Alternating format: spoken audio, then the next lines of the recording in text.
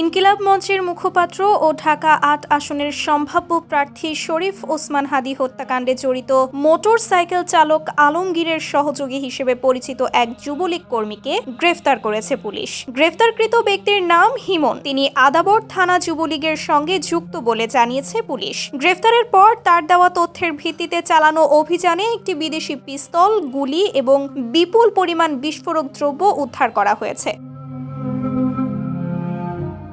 বুধবার ২৪ ডিসেম্বর বিকেলে রাজধানীর আদাবর এলাকার একটি আবাসিক হোটেল থেকে হিমনকে গ্রেফতার করা হয়। তেজগাঁও বিভাগের মোহাম্মদপুর জোনের অতিরিক্ত উপপুলিশ কমিশনার এডিসি মোহাম্মদ জুয়েল রানা বিষয়টি নিশ্চিত করেছেন। পুলিশ সূত্র জানায়, হাদী হত্যাকাণ্ডে জড়িত ফয়সাল ও মোটরসাইকেল চালক আলমগীরের সঙ্গে হিমনের ঘনিষ্ঠ যোগাযোগ ছিল। প্রায় ২ মাস আগে তিনি দুবাই থেকে বাংলাদেশে ফিরে আসেন। গোপন সংবাদের ভিত্তিতে প্রথমে আদাবরের রাজ্জাক হোটেল থেকে তাকে আটক করা হয়।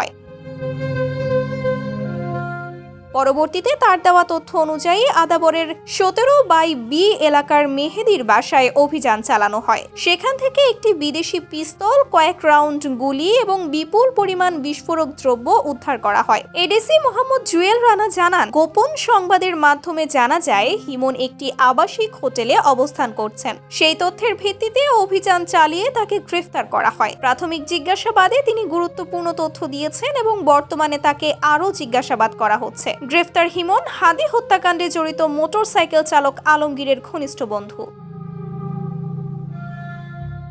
Sumaiya Snigdha, daily our Bangladesh.